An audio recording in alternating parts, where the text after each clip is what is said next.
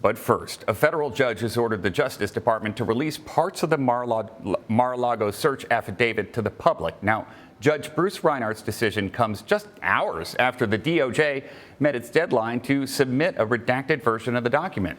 The redactions are expected to be extensive, given the highly sensitive nature of the Justice Department's investigation into how President Trump handled classified White House documents. It's also unlikely that we'll see detailed information about what actually led to the FBI search of the former president's home.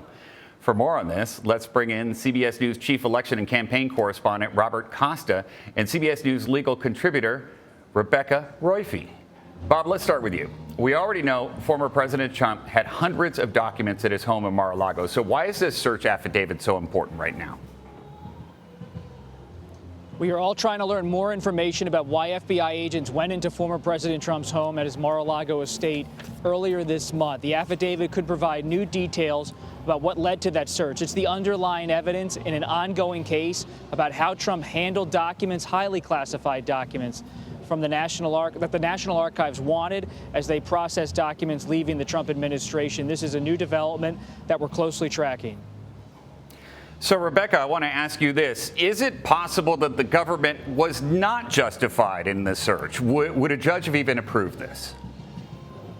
It seems highly unlikely. I mean, what we have here is not, remember, just the executive branch operating. We have, as you said, a judge who signed off on this and saw all of the evidence that the executive brought forward, and it seems unlikely that any judge would have issued a warrant for a former president's home if it hadn't been a very strong case. And so I think the likelihood that this warrant is somehow defective is pretty low. This is going to be a pretty rare look inside this case. Bob, the Justice Department absolutely did not want this affidavit released. So how could this impact the investigation? What we're looking at is that this is an investigation that's very serious. The National Archives has said that former President Trump had in his possession what are called special access program materials, top secret documents, classified documents, hundreds of documents he took from the White House to Florida. And there was a concern that this Mar-a-Lago property he has in Florida is not secure.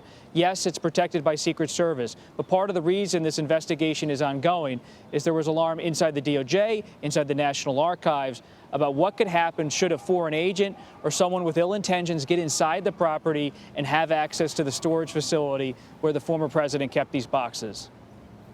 Rebecca, there were several media organizations, including CBS News, that argued in court last week for the disclosure of this affidavit. Now, they cited extraordinary public interest in the case. Do you think that this factored at all into the decision to release this redacted affidavit? Absolutely. In a case like this, the judge is always weighing the public interest with the government's interest in preserving the integrity of its ongoing investigation. And in a case like this, where there is so much public interest that the media organizations voiced in this court case, the judge is going to consider that and try to release as much of the information as possible. And, you know, I do think it's going to be heavily redacted. So, you know, I think people should be prepared for having only a glimpse more into this investigation than really, you know, an open door. But at the same time, the, you know, media organizations were absolutely right in trying to, you know, make sure that this is something that the public cares about and that they can see as much as possible in a case like this without undermining that investigation. And that glimpse into the investigation, as you say, is coming tomorrow. Bob Costa and Rebecca Roiphe, thank you for joining us.